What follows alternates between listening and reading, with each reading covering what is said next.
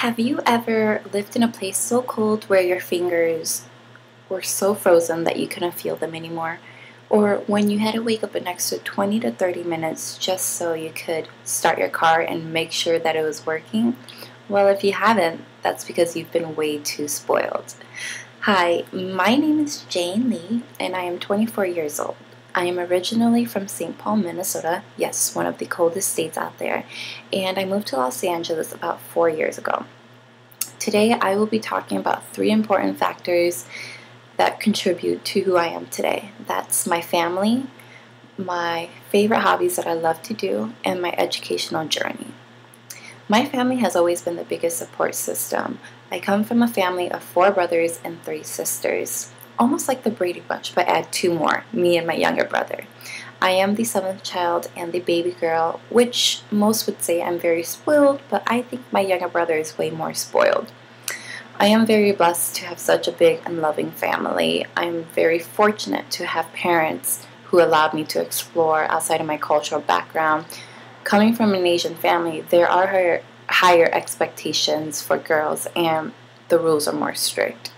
Though my parents were and still very are traditional, they still saw both sides to holding true to the culture, but also expanding our knowledge to the outside world, which consisted of school activities and school sports that has led to become some of my favorite hobbies.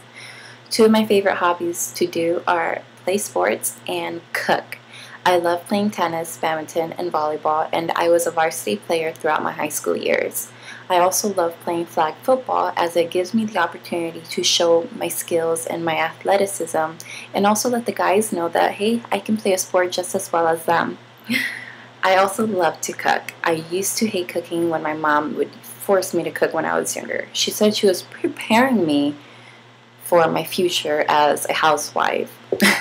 She said that she wanted me to be the best that I could be as a wife. And so I laughed. But regardless of her point, I'm so very fortunate to be able to have the amazing cooking skills that I have today. My friends and family always tell me that I should become a chef. And so I looked into culinary school after high school, and it just wasn't something that I wanted to do. I didn't want to mix a hobby into a career because I tend to get bored easily and lose interest easily if I constantly do something over and over. So instead, I decided to major as a pre-med major at the University of Wisconsin River Falls. And being a pre-med major was a scary thing as I wasn't really sure if that was something that I wanted to do. So I attended my undergrad until the end of my first semester of junior year.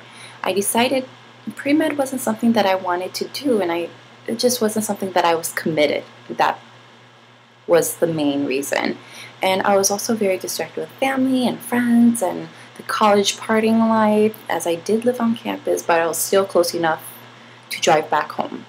And I just needed to rediscover myself. So I was beating myself down a lot about how much of a failure I felt wasting 2.5 years of school.